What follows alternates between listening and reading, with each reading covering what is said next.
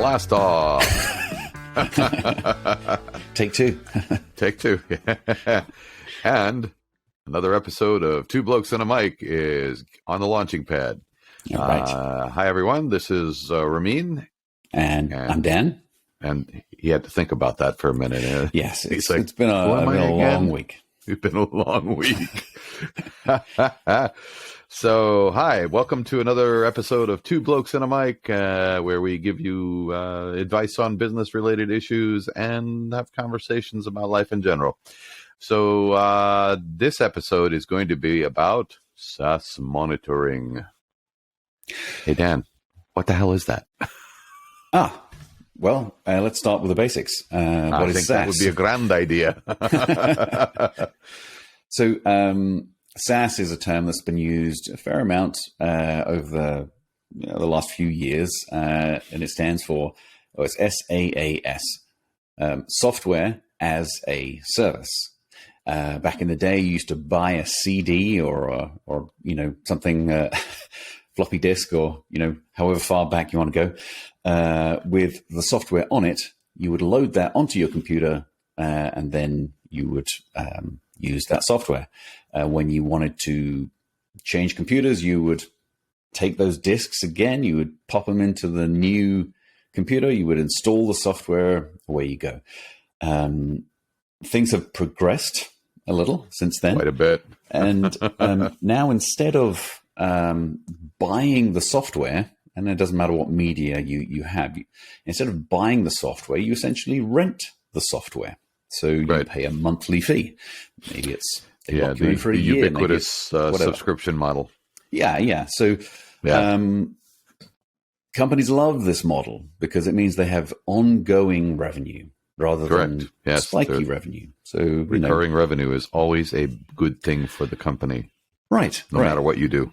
And so the natural progression of that, if you're on a subscription, is, well, how do you police that? Well, you make sure that you have an internet connection. So again, back in the day when internet connections were not guaranteed, you would have to check in, once a month, or I think you can still go offline for a period of time for most of these platforms, and it'll be fine. They just want to make sure that you have a current license.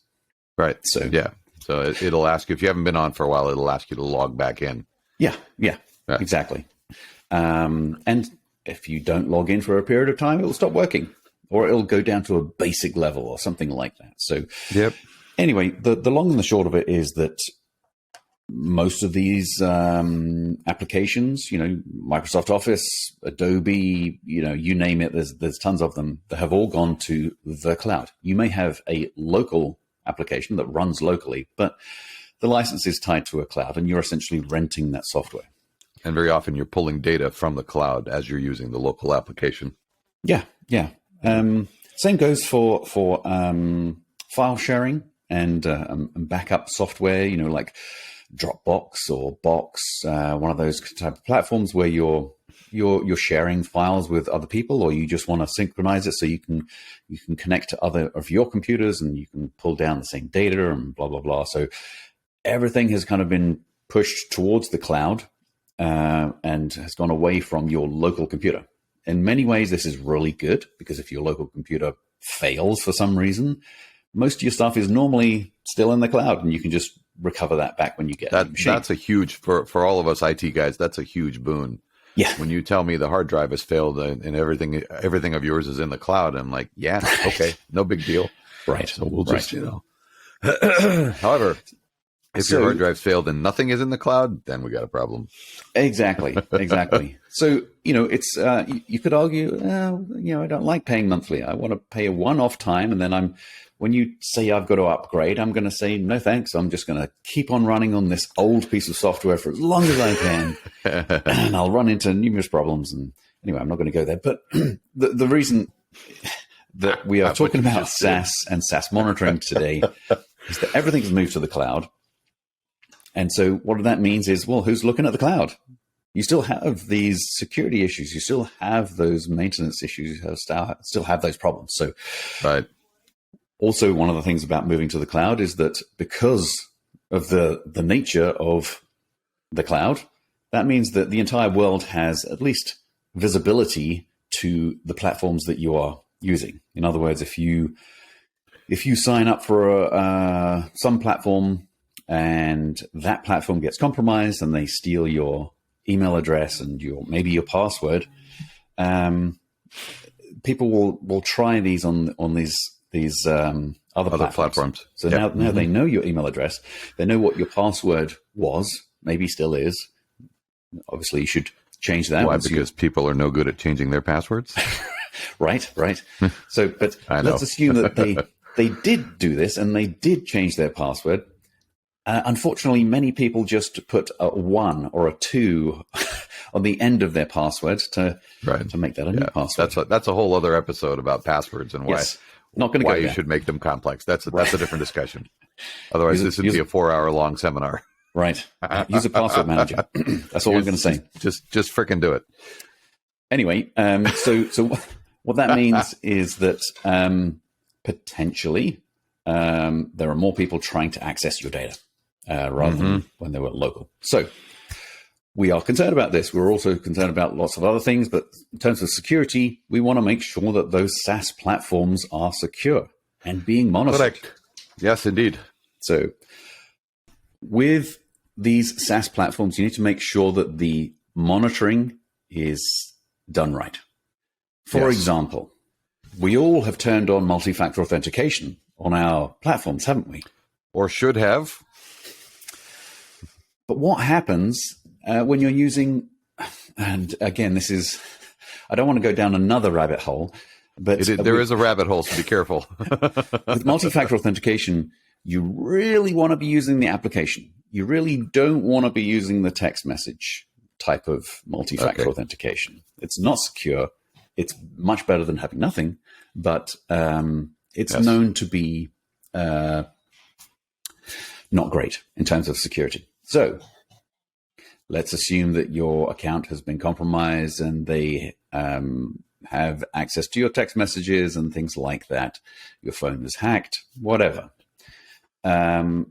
Using something like a SaaS monitoring platform, you can not only see things like malware in your system, you can look at phishing emails that are coming in and out. You can look at geolocation. Where did people log in?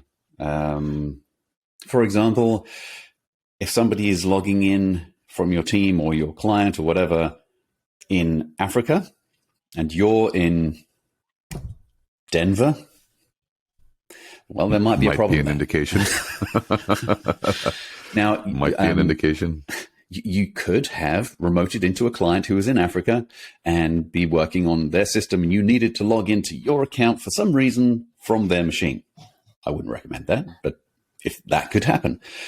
But you have visibility now. You have visibility into that. You see that login happened, and so I understand what that one was. The anomaly is flagged, but you say, that's okay. I understand what that was. There should be no problem. But of course, it gives you visibility. With so many of these platforms, anyone can log into any of the accounts so out of the box, without any configuration, anyone can log into any of the accounts as long as they have the right credentials, the right authentication from anywhere in the world. And Microsoft or whichever platform is going to be like, sure, no worries. No need to tell anyone about that. That's okay. That's no longer acceptable. Yeah. So that's really what SaaS monitoring does for you. It really allows you to see who's generating traffic at what time of the day and night and from where. Yes. Right.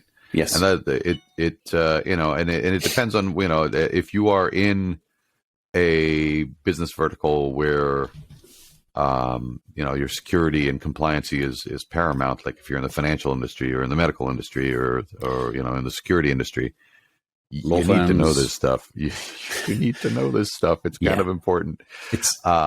And so, I agree. I think there are definite situations where this kind of thing is absolutely essential. To be able to make sure that your team and your clients' teams are safe, and that you catch an anomaly when it happens, before it grows into something nasty. Oh, yeah. Right? But wait, So, there's but wait, more. it's like a Ginsu knife commercial. There's more. Yes, there's more. With some of these platforms, there's also what's called DLP. Now, what does DLP stand for? Because IT folks love their acronyms. We love our acronyms.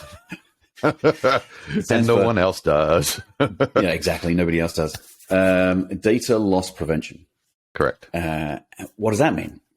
Does it mean backups? Actually, no, it doesn't. In this case, what it means is that platforms like this, and I have a second screen over here, which is why I'm kind of pointing over here. I'm not pointing to Ramin. Otherwise, I'd have a finger in my ear, which would be very uncomfortable. Yeah. Ow, ow. What that means is when these SaaS platforms are being monitored, it's being monitored in such a way that it's identifying PII. There's another one. Another acronym? Yeah. Personally identifiable information. What does that mean? Okay, that means social security numbers, credit cards, any all the same stuff that HIPAA is technically supposed to protect you about. Exactly, exactly. So if you have a compliance need, DLP is great. It's awesome because what does it do? Well, I go to send a Word document with somebody's social security number, their credit card details, a bunch of other personally identifiable information to somebody. Okay. This system will say, that's not a good thing to do. I'm going to block that. And I'm going to let everyone know, the right people. I'm not going to let everyone know. I think it should be everyone. I think it should be like social media where right. a picture of you appears. Shame on you. And so it's giving you a barrier, it's giving you protection. So even if you're doing it by mistake, it's blocking you from that compliance. What's the word? It's keeping you from being non-compliant is really what it's doing, right? Yes, yeah. Yes. And it's from doing a whoopsie. And people do. I mean, there are many times when this kind of information is sent out by people who don't give it much thought. No, and they're not intending to be right. To do anything malicious. It's just this is just easier to do it this way, right? Yes. And people don't realize. Yes. The vast majority of email is not encrypted. The vast majority of email is open for anyone to sniff and grab that information. Don't send stuff that's just sensitive via email. Just don't do it. Don't do it. Don't do it. So if you have a need, if you have a security need, and you have a lot of SaaS platforms, I'm really talking about companies here, and this is not enterprise level stuff. This is all the way down to relatively small size businesses. What you need to do is hook up to a SaaS monitoring solution. There are many out there. I'm not going to give you names. If you really want names, then let us know, and I can send you some links. But really just engage with these systems. They're relatively cheap. It'll plug into your platform, right? And give typically, you that if you're using an outsourced IT or have an in-house IT department, ask them. Yeah, they'll find you a solution. Yeah, and you don't necessarily need to know all this stuff, but you need to know why you need this stuff. That's as a business owner, it's incredibly important that you are aware of all the various ways in which your business can be damaged. And these days, it's not about your storefront. It's not about, your inventory. Although if you happen to have a storefront with inventory, that is a thing. But if something happens to that, it's not going to kill you. Loss of data is what kills a lot of businesses. Yeah. And recovery from that is so hard. Oh, yes. So this is, to Dan's point, this is what you want to do. If you want to, I mean, yes, you should be on the cloud. You should use multi-factor authentication. You should, if you're a road warrior, you should also do a VPN on all your mobile devices. Yes. Again, these are all rabbit holes we've gone down before, and we may go down again at some point. But there's a layering effect to all this security stuff. And if you do that, and if you've done right, it's not intrusive to the end user, so you can get your work done. But you know that because of that layering, you are safer. Yeah. Than if you are just a wide open user, right? Right. And there is no 100% safe system. No, there isn't. But this is like if you can get 60 or 70%, or in some cases 80%, right? That's more than most people.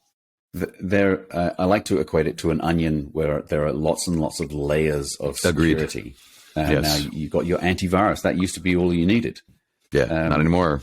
Not anymore. Now you've got like DNS filters that will prevent you from getting to some dark websites. Right. You've got SAAS monitoring. You've got what's called an XDR. So not just you've probably heard of an EDR, maybe not, endpoint detection and response. It's like a super duper antivirus. Now you've got an XDR, which is like looking at not just in your computer, but it's also looking to your network. And then you can get further and further out, where it's looking at your connections that you have outside of your computer, outside of your network. And so all of these levels of security are basically keeping you protected, because the bad guys are investing a ton of money in the billions. They're investing in the billions because your data is actually very, very valuable. Yeah. And it's only because it's not a coin or a security that your data is actually not being traded on the open markets. It's important stuff. Breaches happen all the time. All the time. They're happening all the time, and a lot of companies keep it quiet. But even though they have requirements to actually let you know. Don't get me started on that. They won't say anything because they don't want to get in trouble. But the reality is that happens. You need to keep yourself safe. You need to keep your network safe, whether you're working from the office or from home. Yeah, all of these things can help you. And these are not onerous steps to take, and they will eventually disappear into the background of your daily operations, but they will always be there until something happens, in which case it'll stop a potential problem. Yeah. So I think that's it for SAAS monitoring. That is it. Other than that, Mrs. Lincoln, if you want more information, let us know how you pass that on. There's lots of different platforms. There's probably a lot of different questions, that are popping up. But let us know, and we'll get back to you. Let us know. We'll be happy to get back to you on that. And then so go out and have a great week. Yes. Take care of yourselves. A spectacular. To go out and intentionally have a spectacular week. Yes. It's important. We are the net result of everything we do or don't do on a daily basis. So go out and have a great week, man. Take care of yourselves. Be healthy. Be happy. And us two idiots will be back sometime next week with something else to bore you with. So that's the end of that. All right. Have yourselves a great week. Dan, thanks again for being on the show as always. At some point, my brother, we need to do this stuff in person, like face-to-face and everything. How many years we were talking about this? Yeah.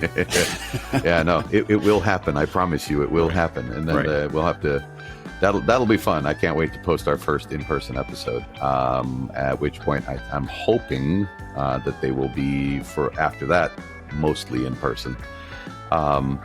Take care of yourselves, everybody. It's a pleasure always bringing you guys these kinds of episodes, and we enjoy the heck out of it. So we do. Take care, be good, and this is Two Blokes and a Mic signing off again. See ya.